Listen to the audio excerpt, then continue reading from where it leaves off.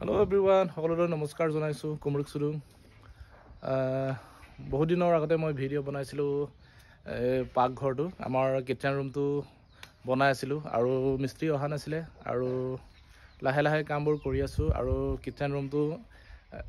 70-80% মান হৈছে আজি আপোনালোকক আকৌ দেখুৱাম ভিতৰত প্লাষ্টাৰ হৈছে আৰু আজি বাহিৰত হৈছে প্লাষ্টাৰটো আপোনালোকক অলপ দেখাম আৰু এটো আপোনালোকে চাব পাৰে এফালে প্লাষ্টাৰ হৈছে যোৱা কালি এটো প্লাষ্টাৰ কৰি থোৱা আছিল আৰু 3 দিন 4 দিন লাগি আছে ইয়াতে আৰু ইফালে এইবোৰ বস্তু থোৱা আৰু ইফালে মেইন কিচেনটো গেছ থোৱা আৰু ইফালে জিগজাগ কৰি থৈছে যাতে টাইলছ লগাবলৈ সুবিধা হ'ব আৰু ইফালে ডাঙৰ কেৰাহী ধুবলৈ তলতো এটা বেচিন আছে আৰু ওপৰত এটো বেচিন আৰু বেচিন হয় সিম্পল কে বনাইছো আৰু ইমান বাজেটটো লৈ আৰু বনাইছো আৰু ইফালে খিৰকি এটা আছে বাহিৰত ওপৰত আছে আপোনাৰ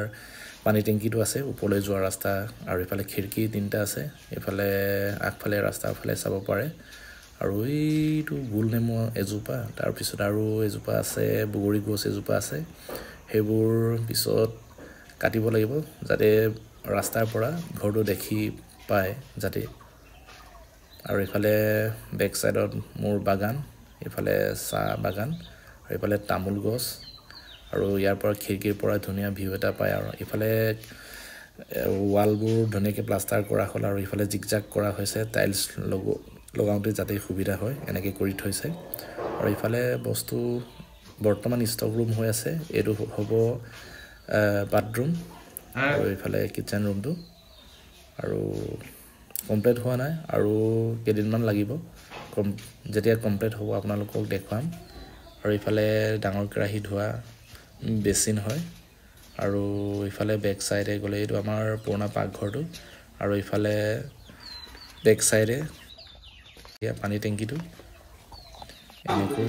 আজি মিস্ত্ৰীবোৰ কাম লাগি আছে আপোনালোকে হিয়াস দেখিবলৈ পাইছে পটাপট মানুহ কামবোৰ কৰি আছে ইয়া বাহিৰৰ পৰা অকমান আপোনালোকক দেখাইছো চাব পাৰে বাহিৰত যেহেতু প্লাষ্টাৰ কৰিছে আজি আৰু ভিডিঅ'টো ইমানে আৰু যদি ভিডিঅ'টো ভাল পালে লাইক কমেন্ট শেয়াৰ প্লিজ কৰিব